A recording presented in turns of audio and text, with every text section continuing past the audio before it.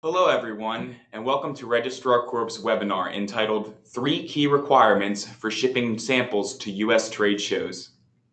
My name is Jonathan Rhodes, a regulatory advisor at Registrar Corp, and today's presenter. This presentation will conclude with a live questions and answer session. You may ask a question anytime by using the Ask a Question feature in the top center of your webinar screen. A recorded copy of this presentation and a PDF copy will also be sent to all registrants concluding this presentation. I would like to go ahead and begin. So today we are going to talk about, of course, the key requirements that you would need to comply with to ship your products over to the United States to present them at a trade show for potential US buyers. And so the most basic requirements that we have in this area are food facility registration, prior notice, FSVP Agent. FSVP stands for Foreign Supplier Verification Program. And then I'd like to go over some questions that you may have about this area. So with our first basic requirement for getting our trade show samples over to the United States, we have FDA food facility registration and the biennial registration renewal. So all facilities that manufacture, process, pack, or store food that may be consumed by humans or animals in the United States must register with the U.S. Food and Drug Administration. So this includes trade show samples because they are likely to be eaten by show attendees. Foreign facilities, so facilities located outside of the U.S., must also designate what's called a U.S. agent for FDA communication. So the U.S. agent is kind of a representation in the United States that will be in contact with FDA with information regarding inspections and other important facility correspondence. This agent must be physically located within the United States to fulfill this requirement. It's also important to note that you're shipping your food over to the U.S. for a trade show.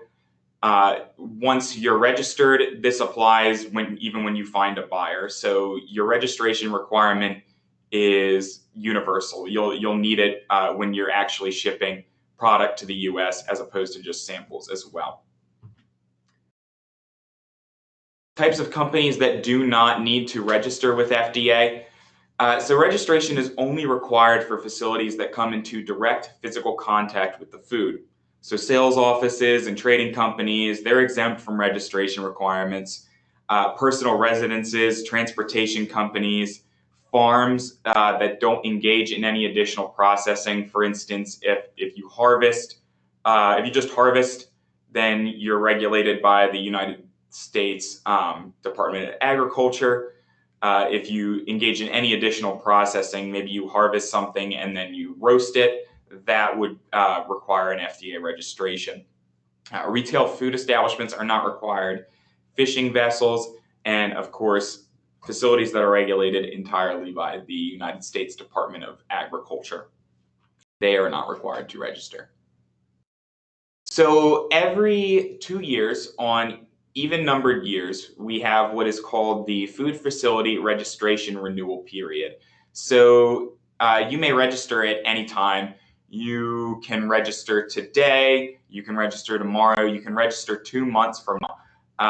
But every facility that is registered with the US FDA must renew between October 1st and December 31st of every even numbered year. So even if you register tomorrow, you will be required to renew your US FDA registration between October 1st and December 31st of this year, of 2020. And likewise, you will have to do the same thing in 2022. So what happens if you do not renew during this period? Failure to renew can result in a canceled registration. So FDA every 2 years will wait until after the renewal period, and they will go through their food facility registration database, and any facility that did not renew their registration, they will go ahead and cancel the registration. This has led over the years to thousands of registrations being canceled unknowingly. Maybe the facility forgot to renew before the required deadline, and then they ship to the US, and they might experience problems in port because they don't have a valid registration. So it's very prudent to verify that your registration is valid, and also that you renew during that required time frame. So if some of you may already actually be registered with the FDA, like I said, it may be prudent to verify that the registration is still valid in case your U.S. agent has resigned from their designation, or you may have missed a renewal period. And we can do that at no cost. If you go to registrarcorp.com/verify and click on the food icon, we can verify your food registration is valid with US FDA. And so as part of this biennial registration renewal process, or even actually just for registration in general, under the Food Safety Modernization Act, there's these 2 additional verification steps that must occur for the food registration. And so the first is the U.S. agent verification. So you are required to designate a U.S. agent that is located physically within the U.S. And that agent must accept this designation by submitting what's called a receipt code to FDA. So when you designate this agent, they'll get an email that contains a receipt code, and they need to go into FDA's unified registration and listing system to submit the receipt code and accept. If they do not do this, the registration is not considered complete. The same goes with this third-party authorization. So many companies choose to have a third party submit their registration information for them. Registrar Corp, we do that for many facilities around the world. FDA requires that third party to, when they submit the registration, the authorizing individual who authorizes the third party to do so must also confirm that that party is allowed to do that. So depending on the situation, both of these things, if they are to occur, they must occur for the registration to be considered complete. And so if they're not, the registration may be considered invalid, and you may experience problems in the port when you try to ship. And I want to just talk about a new requirement that's coming up during this renewal period in October. And this is called the UFI field requirement. So a UFI is what's called a unique facility identifier. And facilities will need to provide this as part of their registration and renewal process. So FDA has published documents saying that they are going to use this unique facility identifier to verify the information input in the registration matches information that is elsewhere. So for instance, FDA is recognizing Dunn's. The company Dun & Bradstreet has a system where they provide companies all over the world with Dunn's numbers that are unique identifiers corresponding to a legal company at a specific location in the world.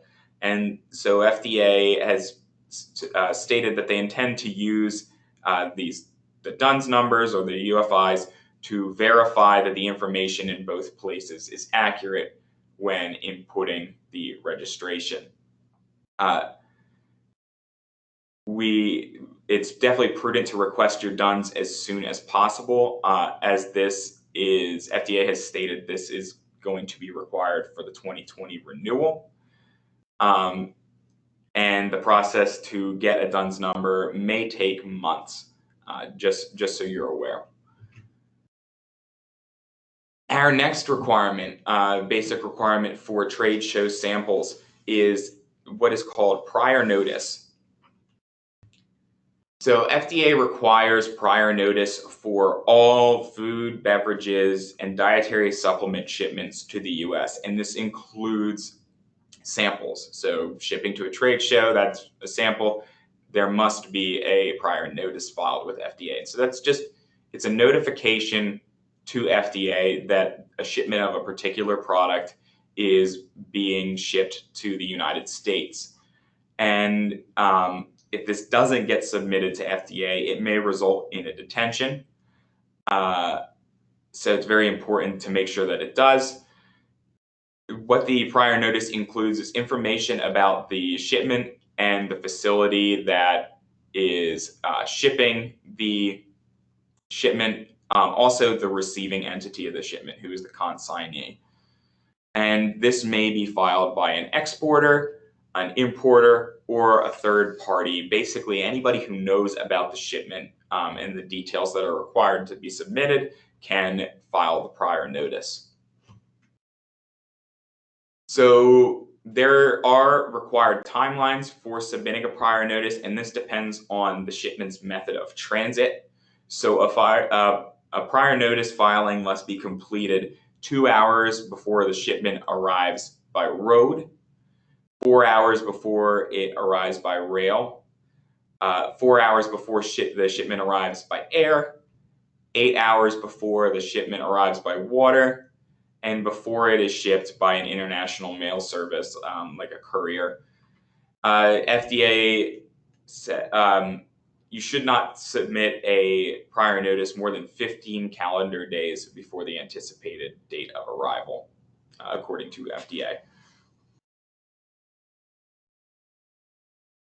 And the information that must be included in the prior notice, like I said, this can be information about the shipment, the owner of the shipment, and the shipper. But let's go into a bit more detail. So it contains information about the manufacturer of the product, the submitter, the transmitter, shipper, and the ultimate consignee of the goods. It requires an identification of each product in the shipment.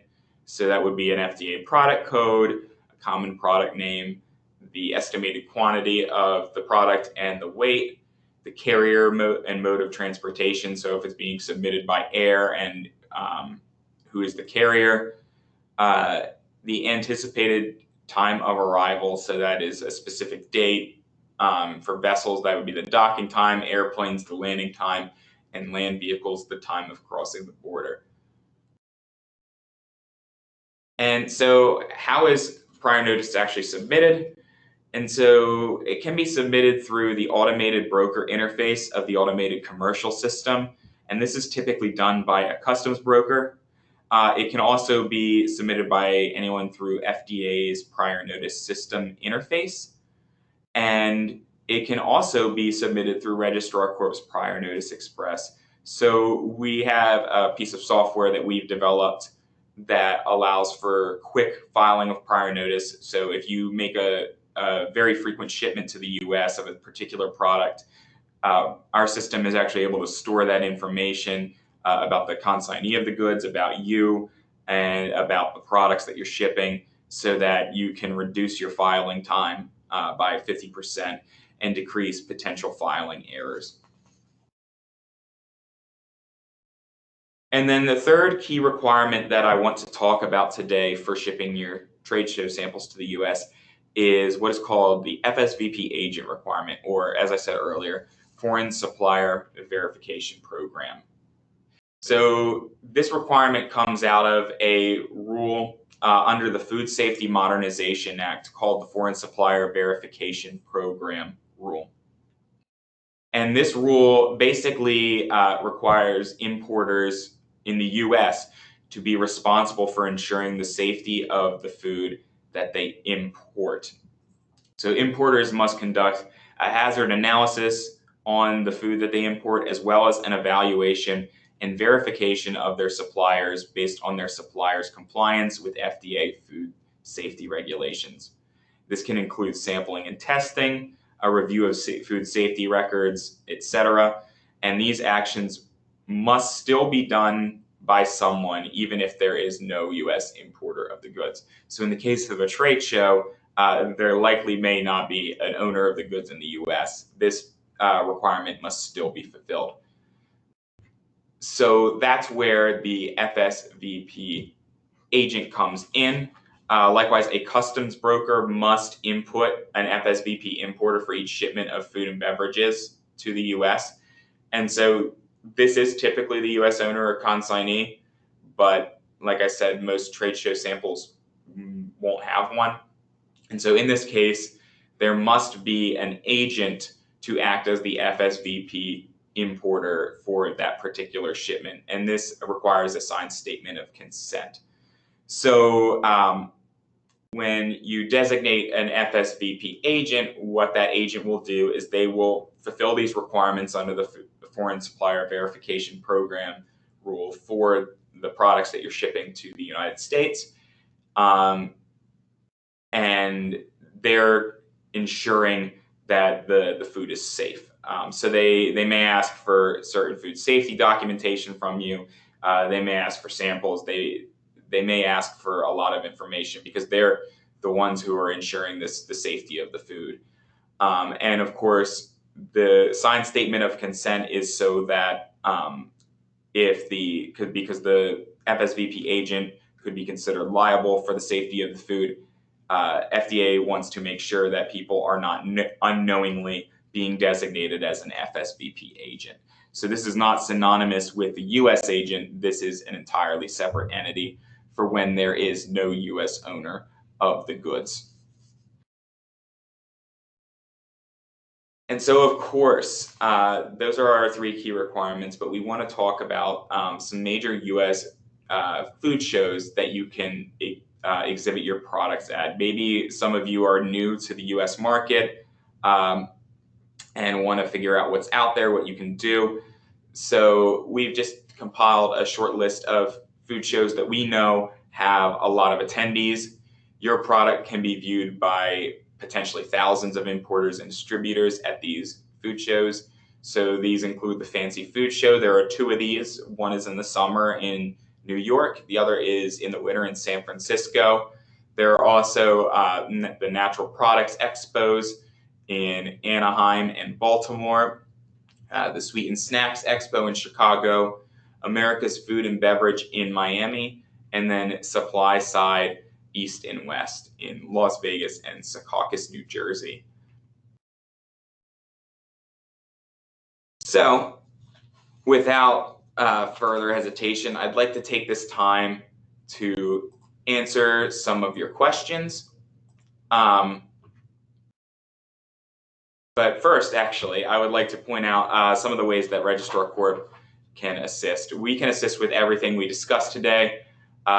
This involves registration and the U.S. agent service. So Registrar Corp serves as the U.S. agent for over 16,000 companies worldwide. As part of our annual service, we will renew your registration, update your registration. We provide you with 3 free prior notice filings through our Prior Notice Express system per year.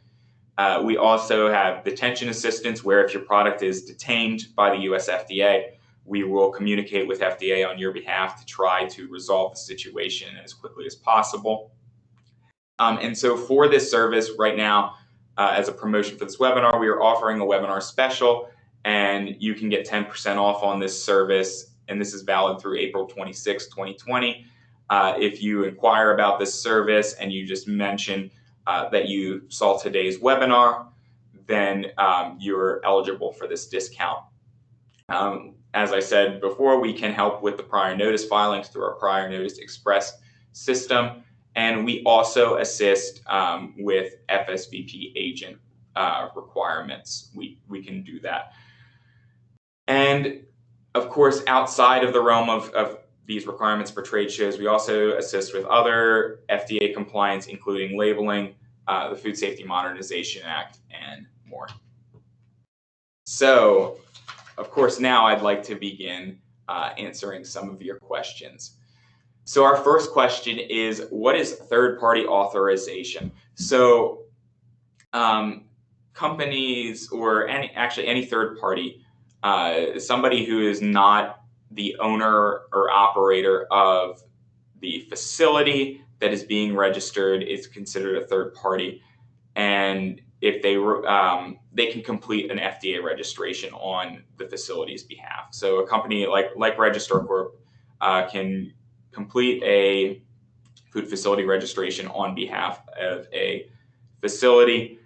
And so that being said, FDA wants to make sure that third party is authorized to do so. So the somebody at the facility, the owner, operator, agent in charge of the facility, must authorize that third party to do so.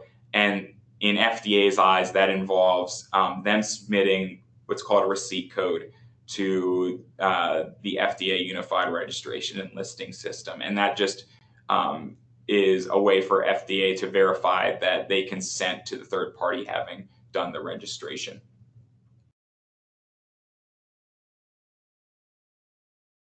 Okay, so our next question, what requirements, if any, apply to wine samples for trade shows? So this is a great question.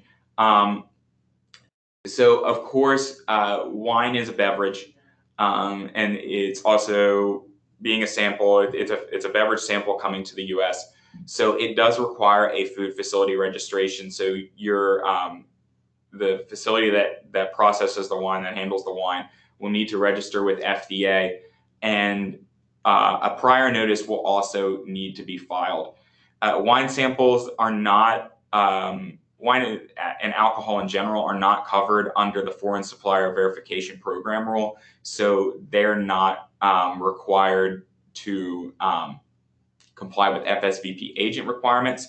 However, I cannot speak to regulations that may be in place under other agencies that are not FDA. I can only say that FDA requires a food facility registration, and they require a prior notice of the wine samples, but there may be other regulations under a different government agency in the United States.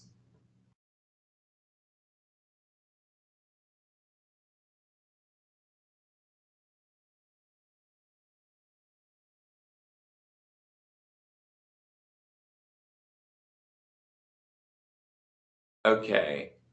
And so our next question, Registrar Corp is our U.S. agent already. Are they automatically our FSVP agent? And this is a great question. So U.S. agent and FSVP agent are not synonymous with each other. So an FSVP agent conducts additional activities that verify the safety of the food that is being imported into the United States. And this is typically the owner. So if you have an buyer of the goods in the United States, that individual is responsible for acting as the FSVP importer and complying with these requirements. Otherwise, you would need to designate a FSVP agent. Registrar Corp, of course, can help with that. But the U.S. agent is not synonymous with FSVP agent.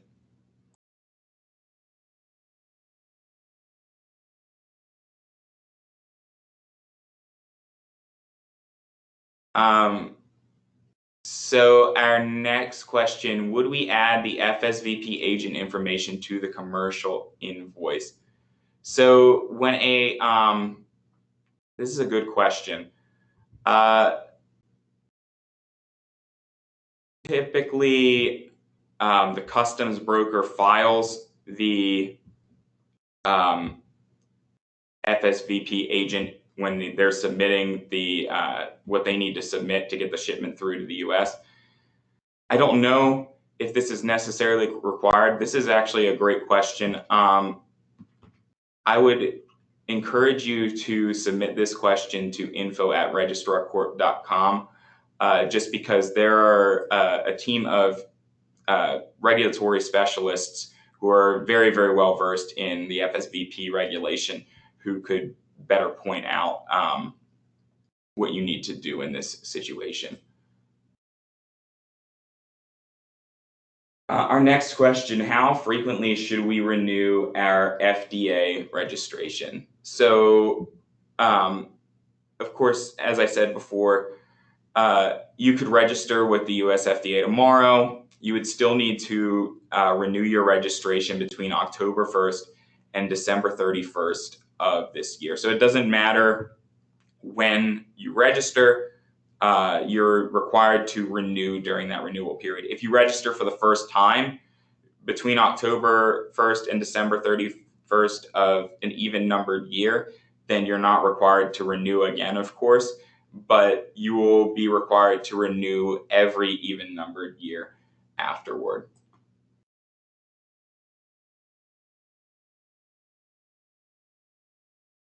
If we are registered as a company and have an FDA registration, does it mean that we are automatically have a U.S. Department of Agriculture? So the United States Department of Agriculture and the U.S. Food and Drug Administration are, in fact, two different agencies that do not directly work with each other. So you could have an FDA registration, but if you need to comply with requirements under the United States Department of Agriculture, having the FDA registration is not going to satisfy requirements that you may have.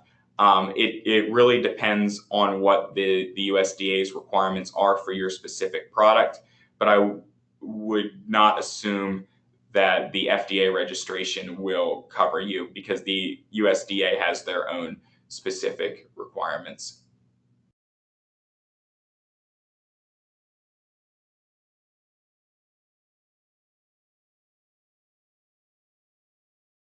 Okay, our next question.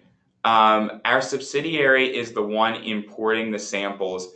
Can they act as the FSVP? So the FSVP agent must be somebody in the US, of course. If the subsidiary is in the United States, and they're physically located in the United States, um, they they may be able to. This is often a tricky question. Again, I would suggest you email this to info@registrarcorp.com because I don't want to steer you in the wrong direction with the answer. But I think they may be able to. However, I'm not 100% sure.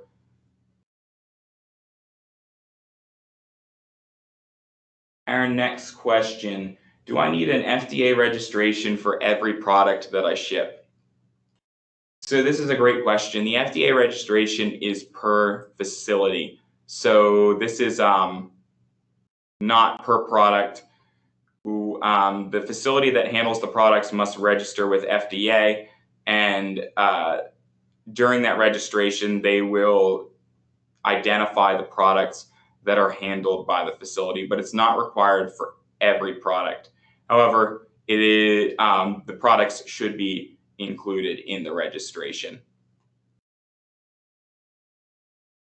Our next question, so if sending samples to potential clients, do we need an FSVP agent? So if there is no owner in the US, meaning the keyword here is potential clients. If the client has not bought the goods, if they are not owning the goods at the time of entry, then you need an FSVP agent. Maybe if the potential client decides to be the importer of record for this specific product or the ultimate consignee of the goods, then they would be responsible. So a better way to explain this is perhaps many companies may decide to ship their products to the US through a third party, and the products end up in a warehouse somewhere and they're not physically owned by anybody at the time of entry. That's a case where FSVP agent may apply. Likewise, in trade shows, when you are bringing the products over to the US, there's not going to be an owner of the goods unless somebody in the US is deciding to buy those. So if your potential client decides that they do want to buy that sample, then they would be responsible. However, in any other case, you would need an FSVP agent.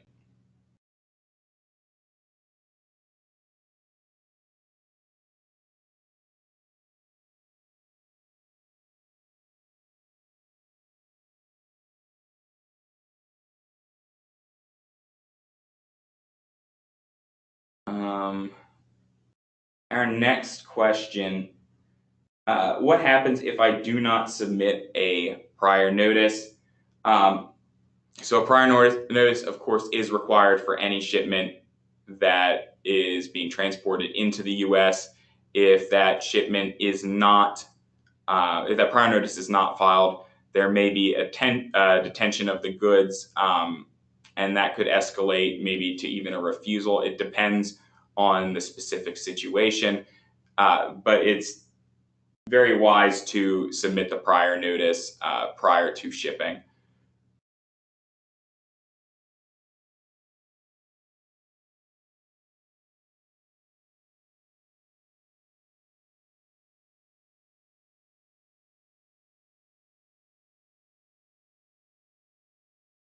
Okay, and so I'm going to take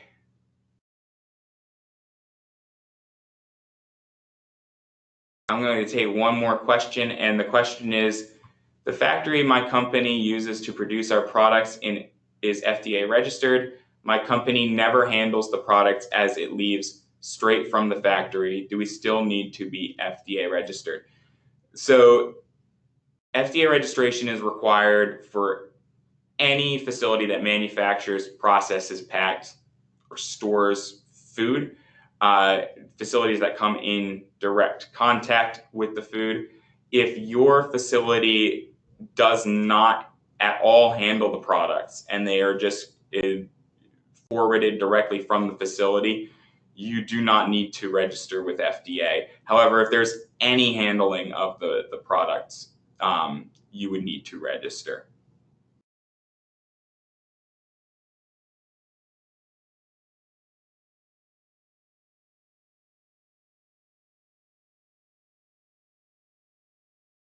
Okay, and so I'd like to point out any questions that you may have had that I was not able to answer because we are out of time.